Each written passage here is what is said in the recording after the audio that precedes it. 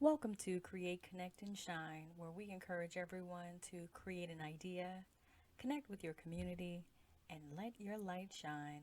And as always, never dim your light to let others shine. Shine together. All right, so welcome to Create, Connect, and Shine, where I encourage everyone to create an idea, connect with their community, and shine your light, or let your light shine, whatever you like to do.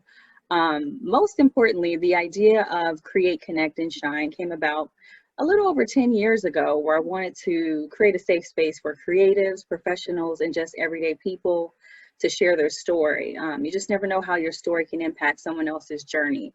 And in light of COVID-19, it really kind of catapulted me into just getting stuff done and, stop procrastinating because, like I said, almost 10 years ago, I was going to start this journey. And I said, nah, I'm going to wait. And I kept putting it off, kept putting it off. And so now I'm doing what Nike says, just doing it. So Yeah. no matter how imperfect, I think that I am, all that matters for me is that I just bring my most authentic self to the table and have a conversation and create meaningful dialogue. And so today, I have the awesome pleasure of creating a meaningful dialogue with writer, educator, youth mentor, performance artist, community organizer, 2020 Best of the Bay Award nominee, and just an overall dope, talented poet, Mr. Dennis Amadeus. So, welcome and thank you so much for agreeing to be a part of my Power of Words series called Poets Speak. So, Yay.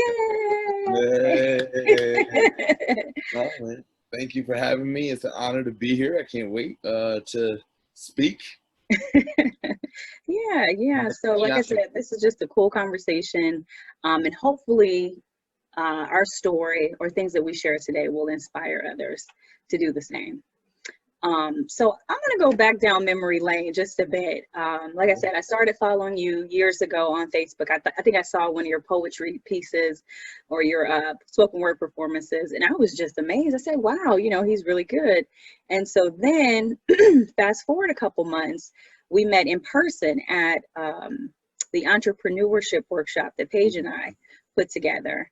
And then I saw you, and I think it was your co-owner or your friend was there with your brand, asked me to do a poem. Is that how you say it? Asked me to do a poem. Ask me to do a poem, yeah. Oh, Right. that's part of Grow House, yeah. Grow House. So how did that come about? Asked me to do a poem because that's a very bold statement, right? Yeah. That's what I got on now, yeah. Nice.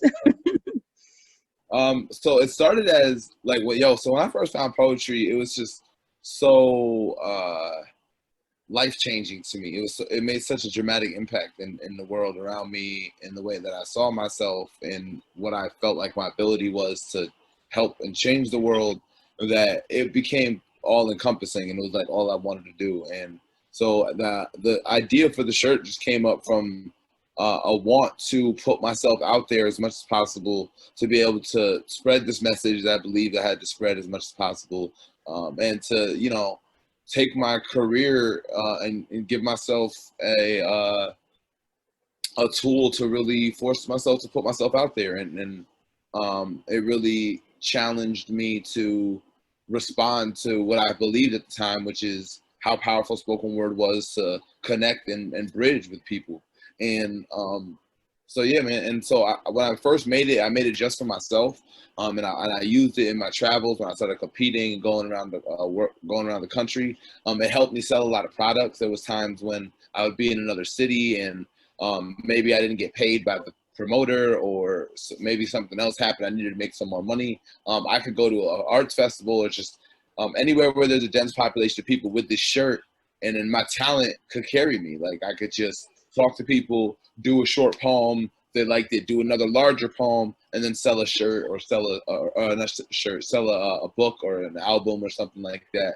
And it was an easy way to make money. So it was just such a I didn't know that it would be that powerful. It's just the idea, like, what if I just wore a shirt that said "Ask me to do a poem," and then I could just get myself out there, and then it just became so such a powerful tool, man. And other poets were like, yo, I want that shirt. Where did you get that shirt? Like, I want one of those. And so finally, 4 years later, I decided to mass produce it for a poetry festival, and I brought 72 shirts down to the Southern Fried Poetry Festival in St. Louis at the time.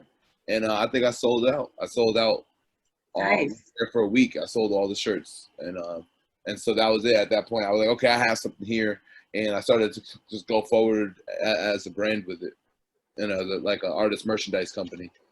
Nice, nice. Free marketing, right? What better way to put yourself out there? And as you mentioned, Grow House, I attended your Grow House event, and it was just a creative vibe, like just walking into the space. It wasn't huge by no means, but every like piece of the wall from top to bottom had something significant. And I remember the young lady who had like all these artistic designs that she made, and they were up on a like a platform, and then she came and did her poetry, and she herself had on like this amazing outfit, and she was just, I mean, she just set the whole tone for the event. And then everybody who, you know, graced the stage, even myself, I was scared. Yeah, I'm saying you got up there and did your thing too. I did. I hadn't, you know, been on the stage in a while, so I was a little frightened, but I would say the vibe in there just made me feel welcomed. And I think for everyone that was in there, they felt the same way. And it was very warm and just friendly. And so I'm hoping that we can get back to that. You know, I know COVID-19 is pushing everything. So Yeah. do you have any plans to bring it back, maybe in person, socially distanced, or online? I mean, we absolutely want to bring it back. I don't think socially distance is necessarily the vibe that we want to give off. You know what I Right. mean? I If feel you. it's not safe enough to be able to hug somebody, then, you know, we probably don't want to try and push that too much. But I don't know, man. Anything's possible. We don't know how long this will last. At the end of the day, it's innately in us to want to put on these events, and I think they're very powerful. Like you said, they're good for artists. Um, they they fulfill a need, I think, within the city, and so we feel like we definitely have to bring it back. But we're kind of working on something a little bit bigger now. Okay. That's the cool thing about the pandemic.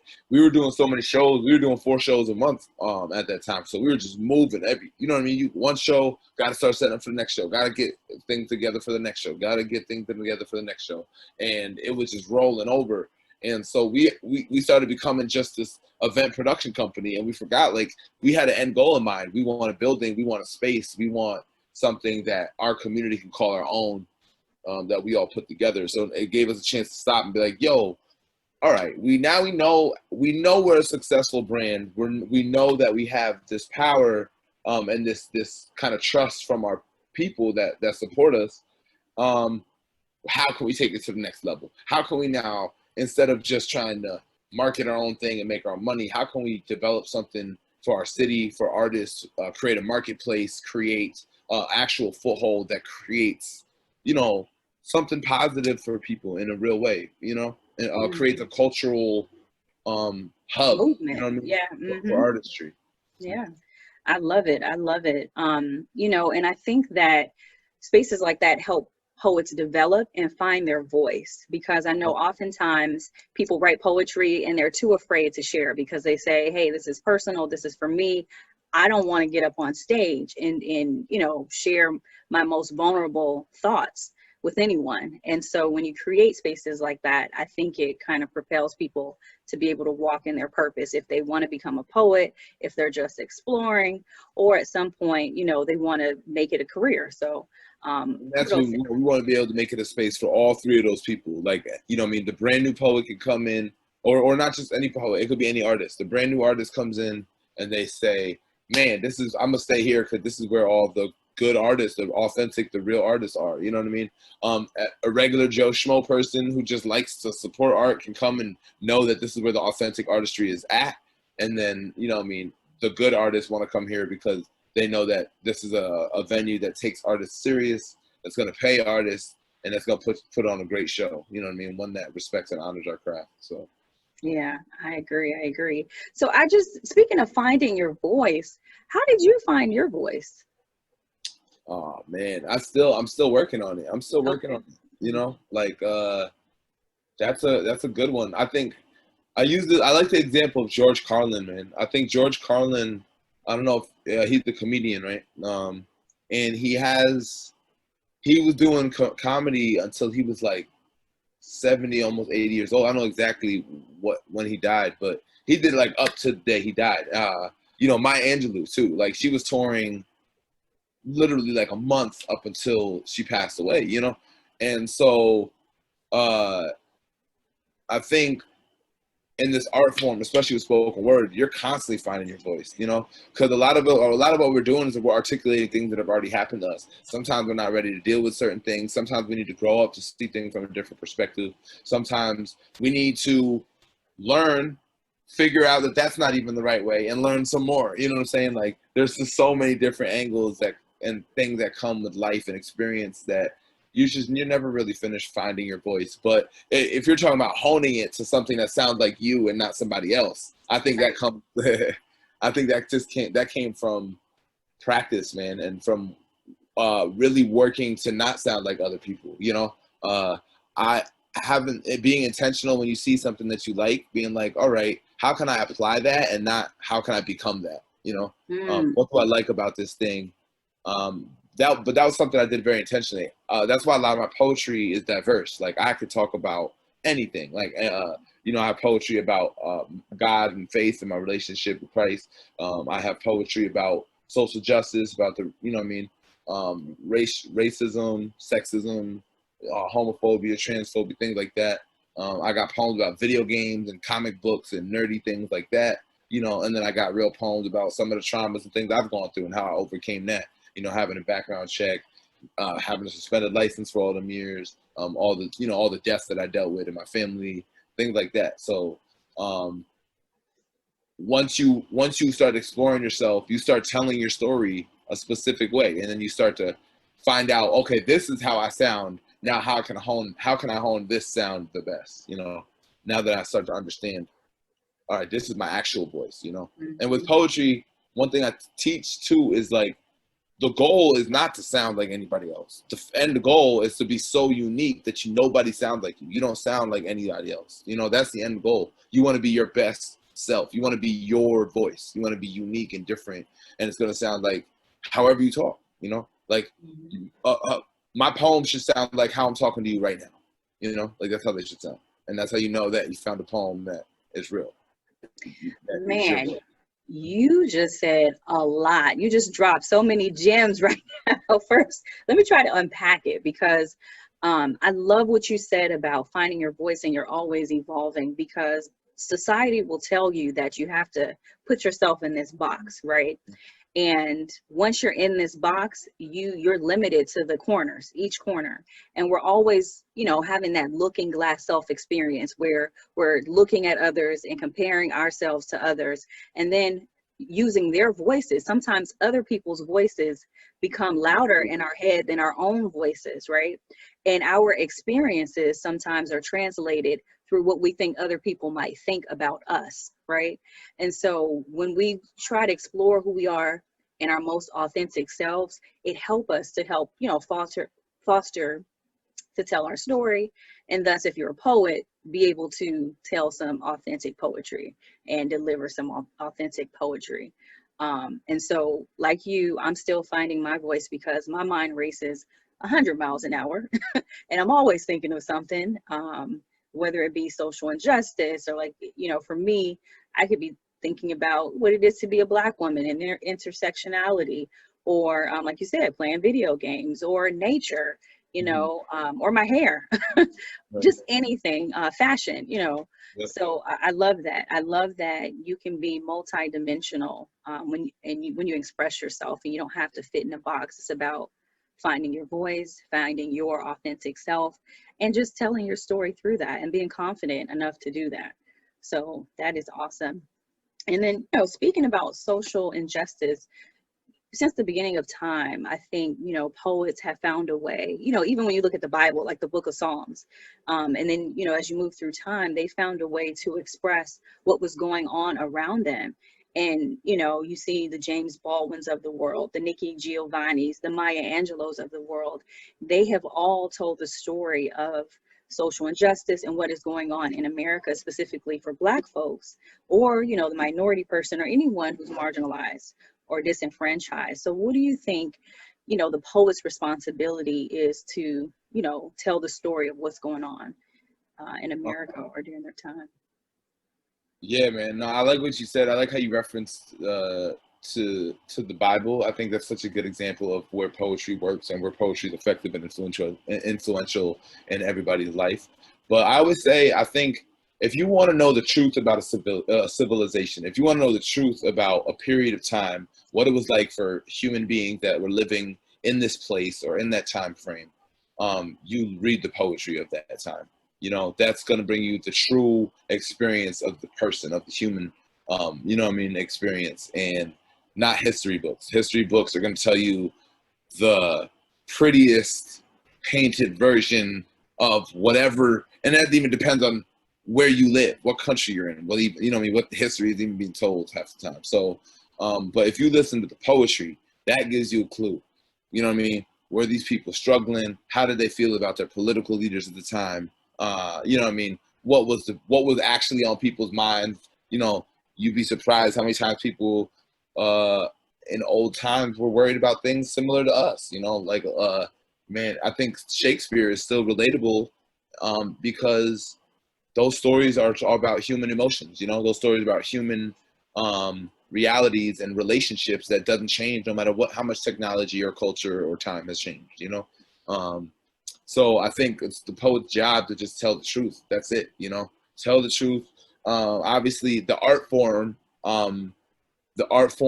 invites drama, you know, so being dramatic, and that's part of that art form, and, you know, being intentionally captivating and stuff like that. But I think at its core, it's about telling the truth. It's about highlighting some realities and perspective that aren't the norm, that isn't status quo, that isn't the cool thing to say or do or be or act like, and just make sure that those voices are being heard, and if that's your voice, that you're, like you said, courageous enough to speak it.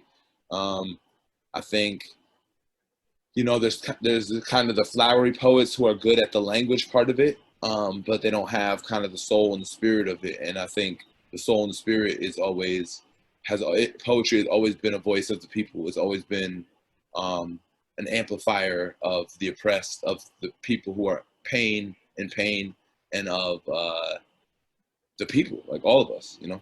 And I think sometimes it's gotten taken away. It's gotten put in a stuffy academic box. But spoken word has really helped take it back and give that power back to the people and make it more universal again. Wow, power back to the people. I love that. And, you know, when you say amplifying it, you know, on a platform, I think there was no greater platform than the one that Maya Angelou spoke on, right? When she did the, I think it was the inaugural address when the United Nations had asked her, can you do a poem? You know, that's following the poem that she did addressing America for the president. I think it was Clinton at the time, if I'm not mistaken. It's been a while, but, and then now today, America's Got Talent, Brandon Leaks. What? I'm like, for everybody. I'm like, what? And, you know, those moments you really have to, you know, embrace and like take in. So what do you think about that? I mean, he has really taken spoken word and put it on one of the highest platforms. Man, I love it. I'm so happy that he won.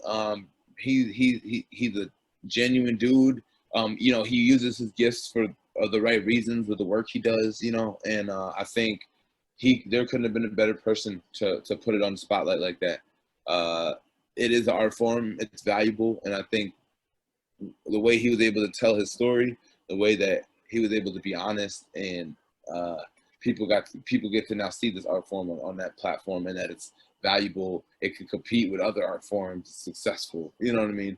And there's money in it at the end of the day. Let's be honest, right? Like, if we're trying to make a career out of this, there needs to be an economy available for poets to be able to make some good money at, or at least be on the same level as comedians or musicians, or, you know what I mean? Like, yeah, I know there's a lot of those comedians, there's a lot of musicians, but there is an economy, there's a network, there's a large enough pool of people looking for that stuff where you can always find a way to make money in it if you're good enough. You know what I mean? I think with spoken word, sometimes the best resources we have are other poets who are just putting on their own shows. You know what I'm saying? And there's no big network. There's no big, giant put. I mean, there's Comedy Central, which put on, which put stand-up comedy on the map for everybody. It was a national channel, like if poetry hadn't had nothing like that. So, yeah. So it's good for that. It's good across the board, man. I think people get to see the power of the art form, and then people also get to see like, yo, there's value here. There's some money to be made here. People want to see this, Yeah, and there's power in numbers. I remember what was the show that used to come on? It was your boy, let me see, Common graced the stage. It was Erica Badu. It was Deaf poetry. Deaf Poetry. Yeah, man. Hosted by Most Man. Def. Mighty Most. Yes, Most Def, right? Yeah. Yep, I just knew I was going to grace that stage. You couldn't tell me that I wasn't going to make it. And then here we go. Fear comes in, and I'm like, no, I don't want to do it. No, but that's a good example. Like, if deaf poetry would have stayed around, I think poetry was really popular. It got as popular as it did because of deaf poetry. You know what I mean? And then it became an underground movement. And then deaf poetry kind of disappeared, and it kind of grew itself at that point. But Yeah. I'm gonna cut you off. But No, you're good. So hopefully in the future we can see spaces like that be stood back up for the poet, because I know with I think it's Gen Z, this next generation that's coming up, they're very vocal, and they're using social media as a platform in a way that's just transforming our society. And I mean, they're just speaking about the run of the gamut, social justice, what they're going through on a day-to-day basis. the art that they're creating, Yeah. what I mean? It's a new wave. That new era has emerged. That new flavor has emerged now. Like you can feel their presence on the planet a little bit more, if that makes sense. That Exactly. This is, you're an educator, but you're also heavily involved in the community. I saw that you actually are helping to send over 1,000 books to Swaziland, Africa, to help build a library. So how did that come about? And tell us, I guess, the status on that. that was a while ago. That was in 2013. Mhm. But there was a woman who loved. She was a big poetry fan. Her name was oh boy, I forgot her name. Anastasia, right?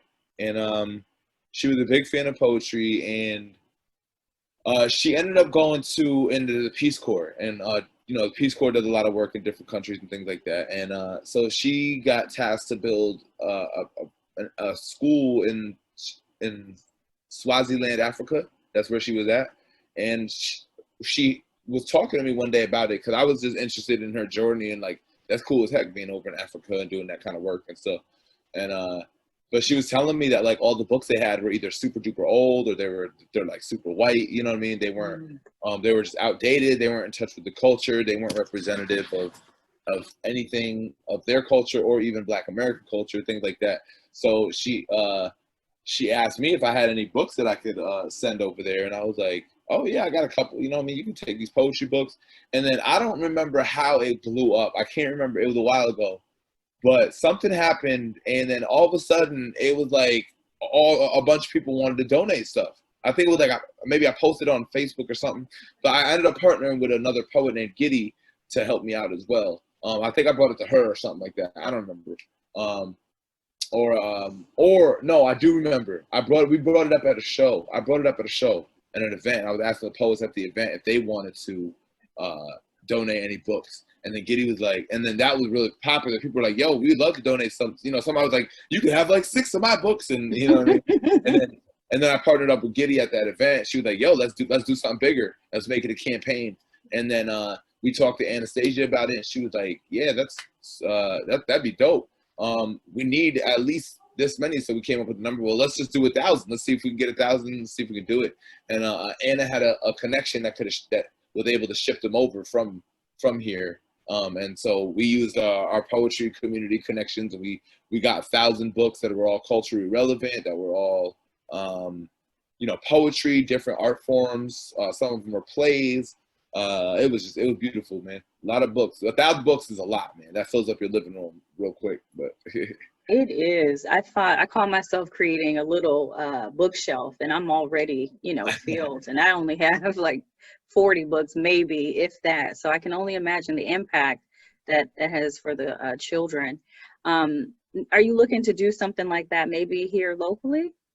Well, yeah, that was a while ago. Ever since then, I started uh, focusing more of my work and impact where I was. You know what I mean? I'm not glad that we did that. I'm definitely glad we did that.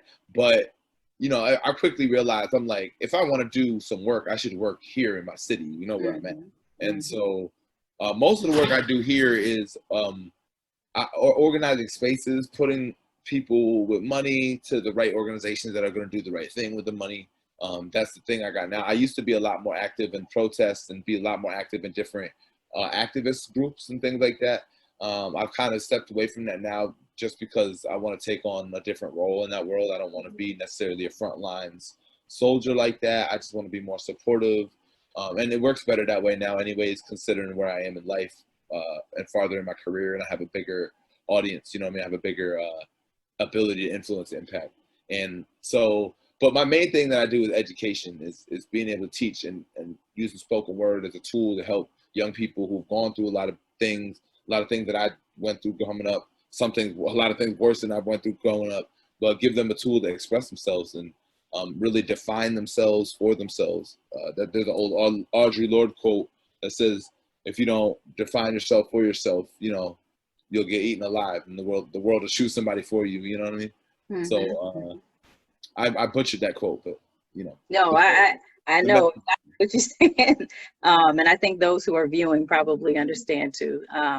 So, changing lanes to social justice, just share some of your thoughts about what you think is going on in the current climate, and how every day it seems like, or every week it seems like, we're seeing a new case of someone being either killed by gun violence, police brutality, or just the division we have in a country when it comes to in our country when it comes to politics.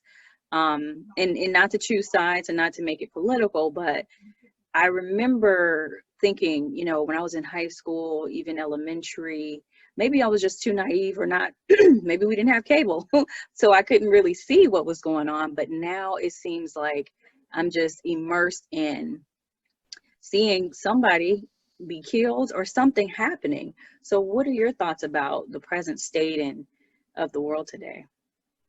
Boy, I got a lot of thoughts and opinions on that, but that's part of why I'm a poet. But I think in a grand sense, what you're seeing is a shift in people's understanding, and I think you're seeing a shift in what people are willing to put up with, and you combine that with the surveillance ability that we have now.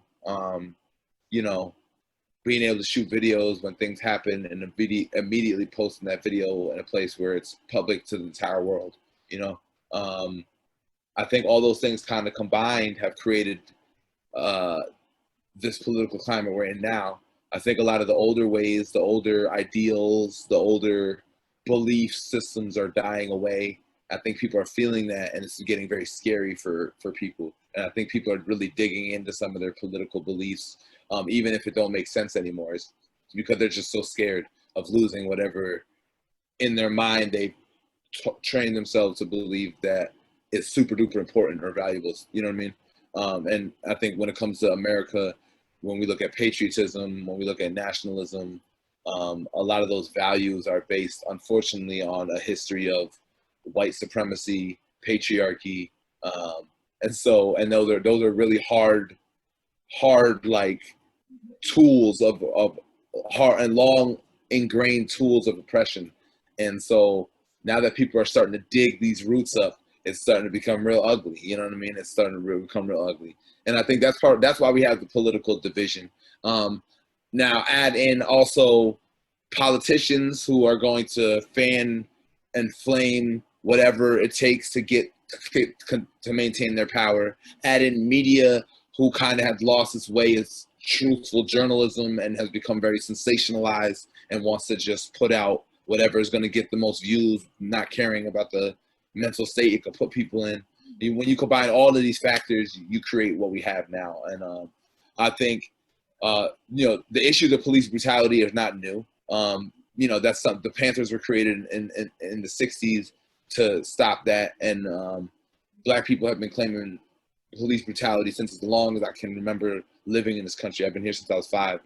That's always been a thing. The issue between Black communities and policing has always been a problem. I think now that, again, with the surveillance ability we have to take videos, and that problem's becoming so in your face and unavoidable that it's creating all this shifts, so much of these shifts, and now it seems like the police, and governments are having to now openly step down on people, and they have to openly are being exposed as the true oppressive regimes that they are. You know what I'm saying? I don't know if I know I'm talking a lot. I hope this all makes sense, but no, you are spot on. Keep going. So that's what I think, and I'm excited. It's a daunting time right now, but I think a lot of our values and what we've always believed to be true is coming up as false, and I think that's hard for a lot of people. But I don't think that is the end of the world, and everybody wants it to be the end of the world. I think it's just we have a calamity of things going on. We know everything that's happening all the time, no matter where it is happening. You know what I mean? Then people want things to go crazy a little bit. Now 2020 has kind of been a trend. Now it's we're waiting for the next big thing. So things that wouldn't be as big news before now are going to become bigger news because, what else is going to happen? And reality, things are always going crazy all the time. When you look at some of the stories of other countries, things that we don't hear of that go on in Russia, things that we don't hear of that go on in India and China. And, there's stuff happening that just because we're in America, we never hear about. We'll never, ever hear it. You know what I mean? Yeah, man. So, our little bubble are getting burst. America's the greatest in the world. You know what I mean? All these things are being exposed, and even the fallacy of our election system and all of that. The fact that somebody like that could get into office, and so it's just a lot. But I think I have hope. When I look at the young people, I have hope, man, because they have hope. They are excited. There's a level of development happening of the world that's outside of the control of the power structures. Technology is developing bigger than any one government can control. When we look at Bitcoin, we look at cryptocurrency, things like that. Our senators can't even legislate on some of this stuff because they have no idea how it works.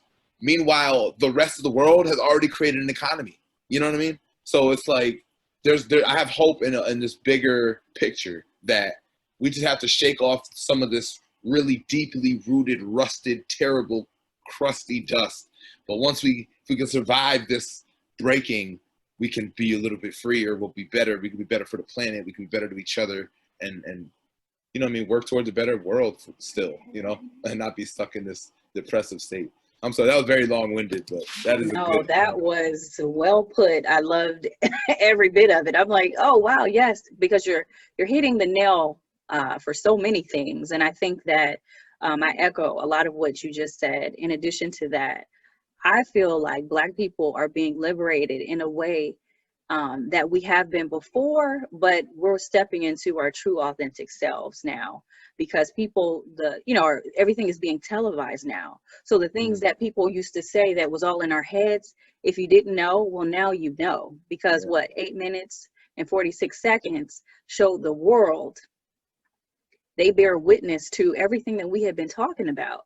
It wasn't enough that we were hanging from trees. It wasn't enough that, you see the pictures of people, drinking beer while they're hanging us and our bodies are burning. I can't imagine these trees in Florida, the story that they would be telling, or trees anywhere in the world where Black people were, slaves or disenfranchised. But I think we've always existed in a duality where we had to show up in spaces where we were the minority, and people wanted us to adapt because, hey, We have the majority, you're the minority, get with the program. Especially black women. And as I mentioned, earlier, I represent an intersectionality where I'm black, I'm a woman, and I feel like, there's just now being legislation passed so I can wear my hair the way I want to, because we've Yo, always been let's talk policed. about it though. You know what I mean? And so I really feel like I am in a space where I can be more authentic. Not that I wasn't before, but as I said before, I was trying to find my voice. And, if I'm in a space, it's like, okay, you don't want to become the angry black woman if you say the wrong thing, and so I feel like we also have an opportunity to create allyship, because I have a lot of people who are non-black coming to me and saying, hey, how can I help? And so Mm-hmm. how you can help is to tell other people, about what's going on. Educate yourself, learn the history, because I find oftentimes people are shooting from the hip based on sound bites, based on headlines, and also because they just lack of knowledge. All you have to do is sit down and read a history book about how black folks have been treated over the course of time and understand, Just read one. And there's a million out there to choose from. Just read a single one and you'll see it. You know what I mean? Right. So I'm here for it. I love the music. I don't know if you've heard of Toby Nwigwe, but Oh man, I love love him. him. He is amazing. Oh my God, that song is my morning juice playlist. Oh, I love that. Yeah. Yes. Everything that he's about right now, from Try Jesus to Shine to what's the other one? Eat to what is it? Day Ones. It's just so many songs. I'm like, first of all, he sounds like Andre Ben and from Outkast, him and Big Boy. He has that sound, and so I grew up on that. So I'm loving that. And then he has, like I said, purpose and power behind what he's saying, and he's representing a black man who loves his wife. So now is the time when we need that. You know what I mean? Yeah, agreed. So not to get off topic, but I just, I'm a hip hop fan. No, man, I'm here to talk about that all day. I mean, that's super huge though. That's on topic. Like when we're talking about what it works, what it takes to help black people overcome this. You know what I mean? That's part of the internal work. You know what I mean? It's like strong, solid families, dealing with harm, dealing with trauma, making sure that our relationships are healthy. Like that stuff is powerful internal work, you know what I mean, that we can do. And so it's amazing when a rapper can be publicly in love with his wife and that's a good thing, you know what I mean? Like people, that's a cool, trendy thing to be, you know what I'm saying? Like, right. I feel the same way about Chance, like. Yeah, definitely. Yes. So I was here able to go to one of his concerts, and I was like, man, this is such an experience, because if you listen to his music, what did he say? This is bum bum bum bum bum bum. So music is all we got, and I think that speaks volumes to, that was our call for help, back in the day during slavery, when we were trying to escape and follow the Underground Railroad. That's what we did. We used words, we used poetry in ways, if you think about it, follow the drinking gourd, we were singing old spirituals and old hymnals. And so that's calling to other people, hey, this is where we need to be, follow the stars, follow the path. And so the power of words has been instrumental in everything, and so I'm seeing it now so more than ever at the forefront, and people are just telling the story like it is, and we've heard it over time. Even when you think about like KRS-One and the originators of hip hop, they were speaking to what was going on. And then you got the West Coast with NWA, even though it was gangster rap, they still were prophets of their time, because they were speaking about the gun violence that was going on. And of course, they were talking about gangster stuff. And so not everybody condoned that, but in the midst of their message, they used their words to talk about what was going on. So music is an instrumental. The power of just telling stories. That's everything that we are. That's everything that makes society and culture is stories.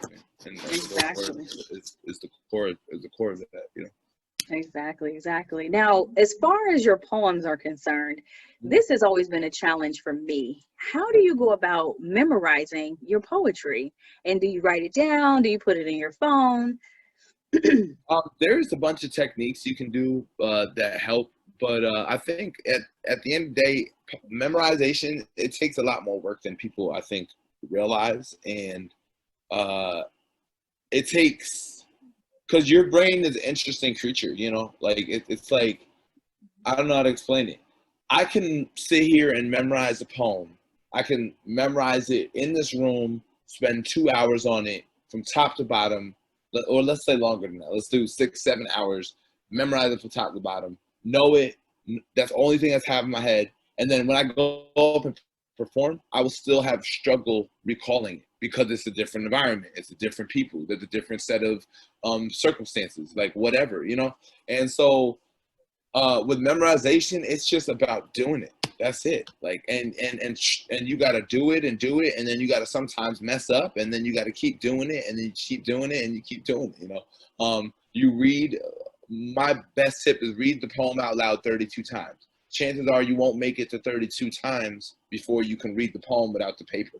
You know what I mean? Just that simple thing like that. It's just the time and putting the effort in. There's also, there's little like tricks too, like if you know how you think, right? So if you know that when you think of something, what are you thinking about that thing? Like when you're thinking of the words on the page, you know, is it the emotions that is what's drawing them to your mind? Is it the story that's drawing them to mind? Some people, it's the position of the words on the page, right? If that's what it is, then writing in stanzas will help. You know what I mean? Because then you can kind of organize visually what you're trying to say in your mind, you know? So little tricks like knowing how you think can help with the process and give you maybe different tools. But at the end of the day, man, it's just about doing it, memorizing it, putting in that time, you know what I mean? And people are going to be annoyed probably around you, or you're going to be around some understanding people like, yo, I'm about to scream this poem for the next 30 minutes. It's going to be messed up. I'm going to swear while I can't memorize certain things. I'm going to, you know what I mean? Like, so luckily I have a very amazing fiance who's very supportive and understanding. So she knows if I'm in there screaming the same lines 16 times, I'm trying to perfect something. So That's awesome. Support is what you need. And that brings me back to a time I was in college and I was in the CAF, and they used to have like a little poetry wait, what do you call session. it? The calf? The CAF, it was a cafeteria. Oh, she said the calf. And so we used to have like little poetry sessions, and I remember I was doing a poem. I think I just like, broke up with somebody or something, and it was kind of man bashing a little bit. And so a friend of mine, he just blurted out, "I hope you're not man bashing again." And so after that, I went blank. And so I had to stop myself and kind of play it off. And I looked over at him and I said, "This poem is about you." But I was really using that time to remember what I, was going to say next. And so it definitely can be different once you jump on stage trying to regurgitate a poem or recall it. So definitely understand that. Do you write it down, or do you like put it in your phone or write it on a napkin? Or Yeah, I write, man. I write. It really depends on how it comes out. Like sometimes I'll write from pen and paper, and then transpose it if I like what I write, put it on the computer. I like editing on a computer because it's just easier. You know, you could delete, move things around real quick. It's a little hard. That's a lot harder on the paper and pen. You got to rewrite everything. But yeah, man, I think, and then printing it out, when I'm memorizing it, I want to read it. I want to read it physically, you know. I don't want to I can memorize it off the phone if I have to, but that's another thing I do. Also, if I'm going to be in an area where I need to memorize a poem within the next couple of days, but maybe I have work, I'll record myself doing the poem and I'll just listen to myself on my headphones. So like, that's kind of similar to, like, that's how you learn song lyrics. You listen to a song you like a bunch of times. Eventually you start subconsciously learning all the lyrics. But yeah, man. So those are some of the ways. that I write and memorize. Nice, nice. Now, who would you say, or what poets would you say are most influential, or has been most influential to you um, in your life? Man, that's a good question. I think it's a lot. Honestly, I don't know if that count, but the Bible is probably some of my biggest influence, if I'm being honest. Not to sound all holy and stuff, but it's the truth. A lot of when I first started poetry, I was also just beginning a very zealous relationship with God. That's when I started my well, I was always Christian, but that's when I started taking it serious, and so and I'm a studier,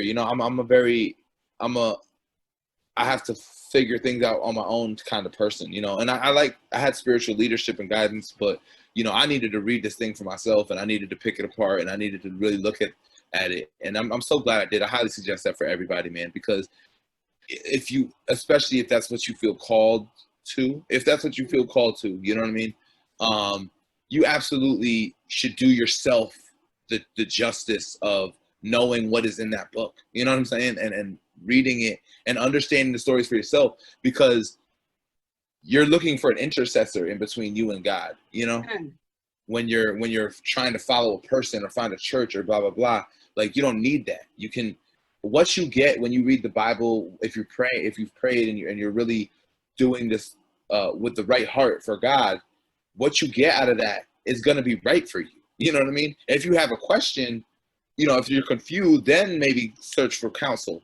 But what you get out of that, I believe thoroughly, right? My faith, that what you get out of the Bible that you read is what's going to be right for you. That's what it's going to be part of what God's purpose is for you, and I know that gets sticky because people are like, well, that leaves it open to interpretation and, this, that, and the third. But I'm like, there's already a billion divisions of the church. It doesn't seem like, if we're being honest, doesn't seem like nobody really knows the root right answer anyways. So clearly there's some wiggle room in how we receive this with our relationship with God, and I tell people to go to the source. If you want to search to God, pray, talk to God. You know what I mean? Like if you want, but the Bible is a huge influence. So, but other influences have also been. There's a poet named Black Ice. He was on the Deaf Poetry. He was in that Deaf Poetry group. Yeah. He was some of the first poetry that I listened to. He talked about what was going on in his community, in his neighborhood, and he really inspired me to talk about like social justice and then in that capacity. There's a poet named Slam Anderson. She's a local slam poet. She wrote amazing poetry about her experiences going through foster care and dealing with domestic violence and things like that. Man, changed the game for me. That helped me so much because I started talking about the things I never talked about before, the trauma I went through. I've lost a lot of people in my life, a lot of real close family, things like that. And I never explored any of that stuff outside until I started seeing what Slam was writing about. I was like, damn, maybe I need to write about that. You know what I'm saying? And some of my best poetry came from that. And so she was a huge experience. And if we're talking about old classic writers, I'm a big fan of Khalil Gibran. I love the way he writes. Man, I love the way that man writes. He's an old school poet. Have you ever heard of a book called The Prophet? I want to say I have. I've never read it, but I want to say that I've heard it before. Right, that's like his most popular work, and it was basically this guy. It was this prophet leaving town, and people were like asking him their final questions to get his, because they loved him so much, but he was like going to be gone forever. That was like the setup, but it was all this. It was basically a book of all this really in-depth wisdom. You know what I mean? And it was written very poetically and beautifully. And I love that, man. I love that style. It's not. So we're going to switch lanes a little bit and we're going to play a game. That game is called On the Spot. So it's going to be a series of questions, and then I want you to finish a statement at the end. Ready? Mm-hmm. All right. Biggie or Tupac? Tupac. Tupac, okay. At least so. All right. James Baldwin or Langston Hughes? Oh, wow. I gotta go with James. I'm gonna go with James Baldwin. You gonna go with James Baldwin? Okay. He had a lot more lot more teeth. He had a lot more teeth on his poetry. Okay. Malcolm X, Martin Luther King, or Marcus Garvey? Ooh. Malcolm X. Malcolm X. I like Yeah. that. Okay. Maya Angelou or Nikki Giovanni? Maya Angelou. Okay. Okay. Okay. Starburst or Skittles? Skittles. Gotta go Skittles. Okay, cool. Sweet potato pie or pumpkin pie? Oh no! Pie. I gotta go with Pumpkin? pumpkin pie. I Oh know. no, you just I have lost a poem points. about that actually. All right. What's your greatest fear? Unfulfilled potential, I think. That's good. You know what I mean? Yeah. Mhm. Feeling like I didn't feeling like I let fear or self doubt hold me back and not achieve what I could have achieved in this life with the gifts I was given. I like that. I like that. What legacy do you want to leave behind? Man, that's a good question. Authenticity, a legacy of truth, you know, of growth, raw, real, um, authentic love, uh, good writing, good writer, respected writer. Yeah, and somebody who served well, you know, somebody who's a service to the people, service to my family, service to anybody that I could help, man. You know what I mean? Mm, I like And that. service to God, obviously. I like that. And lastly, I want you to finish this statement. All right. When we shine our light, we let the world know. I'll say it again. When we shine our light, we let the world know. We let the world know, like blank at the end there, when I shine light. Mm-hmm. Um, when we shine our light, we let the world know who we are. That's what it is. You know? Okay, I like that. Very that was very simple but powerful. Love it. Love it. Love it. So where can people find you? You can find me on just my name, Dennis Amadeus. I'm on Instagram, you know, YouTube. If you want to see my videos, I got check out my YouTube. I got videos on Facebook too, but I found out recently that Facebook nobody cares about Facebook views, so run up my YouTube views. Yeah, and yeah, Instagram. I started doing something on my Twitter. My Twitter was dead for a while. It's what I'm doing now is for me. Actually, it's not even for other people. I'm just writing affirmations, like literally to myself. Like when I'm going through something, I'll go on my Twitter and write like as if I'm writing it to somebody else, but to me. And so that's been pretty fun. That's actually been, I don't know if there's if that's a therapeutic thing, but it helps, man. It's like literally like I'm giving myself advice in a weird way. I don't know why. Something about putting it on the social media platform makes it feel removed in a way. I don't know, but yeah. You obviously are going to be shaking up Tampa Bay. You've already done it, but Like, that made me feel I good. can't wait to see what's happening next. So again, thank you for your time. You could have been any place, but you were here with Create, Connect, and Shine. You like the way that rhymed. Thank you for your time, but you were Hey, here. keep that one. Keep that one. That's fire.